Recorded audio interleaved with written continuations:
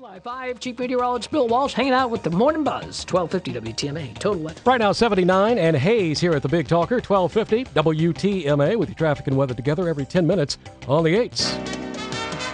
You are listening to the Mighty TMA. Hello, I'm CJ Jones. I had the honor to be Vice President and General Manager of this great radio station back in the 80s. A lot of very talented people worked here, and even more great listeners enjoyed the Mighty TMA. Happy birthday. The Mighty TMA. All right, we have a special broadcast here, the Morning Buzz. Richard Todd will be back tomorrow. I'm John Quincy, the producer of the show and the curator of the WTMA Memories website, WTMAmemories.com. And we've got Bill Sharpe here from Live 5 News, a former WTMA newsman. We've also got Terry Allen and Gery London and Booby Nash. And on the phone, we've got John Burwell. But, Bill, before we start the segment, I've got a little blast from the past, compliments of Steve Russell, former WTMA DJ.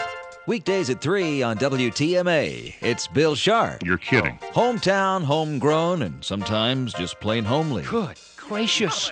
No. Until Talk Radio TMA. News has never been so entertaining. I understand where you're coming from, and I have to say I agree with you. And whatever the topic, we'll be sure to get both opinions. Yes, hello. You know, no matter how thin you slice bologna, it's still got two sides.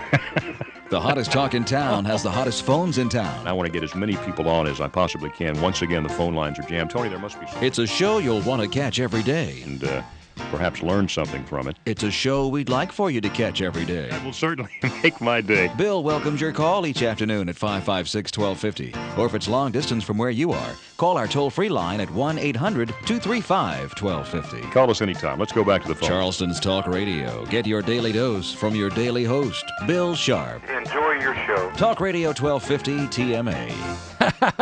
Bill, how long did you do that show? Oh, my goodness. I'd forgotten Too about long. that. He did it too long. Too long. Thank you, Booby. Thanks very much. I was on about a year, not quite a year, and I was on right after the great Rush Limbaugh. That's right, from 3 till 4. That's right. So I had a good audience coming into me. Then I lost it all. Promptly. I'll be right there. I just lost everything. Folks, we are glad to reminisce today. My name is Bill Sharpe from Live 5. On the 70th birthday of WTMA, it is today, and coming into the studio right now, two guys from Live 5 News. Chip is here, and Mr. Bill Burr. Bill, good to see you. And they're going to be doing a little taping for Live 5 News a little bit later today. What's that, Gary? I have got a story about Bill Burr. About Billy Burr? Tell me. Yeah. When you first came to Channel 5, you were over at Dr. Dantzler's office in St. George, South Carolina, doing a story about, what's the little ailments that are going around. Right. And I says, Bill, you're pretty doggone good. One day you're going to be an anchor. Hang in there, buddy. And you know what? He's an anchor. He's an anchor. Well, you predicted that perfectly well. Oh, I got great visions. John Burwell, when you look back on your time at WTMA, John Burwell is, by the way, an Episcopal priest. Now, I should say the Right Reverend Burwell. And I might mention that during that long break that we had, he heard all our confessions, and I feel He's relieved. Episcopal, not Catholic. That's right. Come on now. What's that, John? I'm not the only reverend around here. There's one called Bob Nash, who's also ordained. Yes, and I don't know what for. None of us does, Boob. That's the big thing. But, John, when you reminisce and you look back at the good old days when you were here at TMA, Golly. Tell me some happy memories. What was it like back then? Gary mentioned it earlier, or maybe it was Keith mentioned it on the interview before. But the unity that was there, I'm talking about. Everybody just had one purpose in mind. That was to be number one and to continue to be number one. And everybody we were one big family. We ate together. We partied together. It was just a fun place to be. And golly.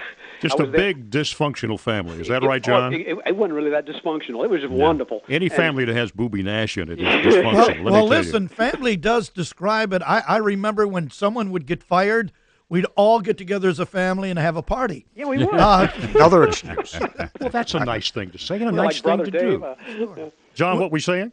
Yeah, Brother Dave got fired 2 weeks before Christmas, and actually we all did go over to his house, and it was kind of had a wake or something, but it was that was just typical. But I was there for going on 8 years, and Started the all-night show and ended up off the air doing production and things like that. And the one thing I can say, Bill, is the top people I think in the nation were disc jockeys there or salespeople or just, I mean, it was just one class professional organization. You're absolutely right, John. Back in the 60s and 70s, WTMA was known throughout the Southeast. Throughout the nation. Throughout the country, you think, Gery, as one of the premier local rock and roll stations in the country. Yeah, amazing.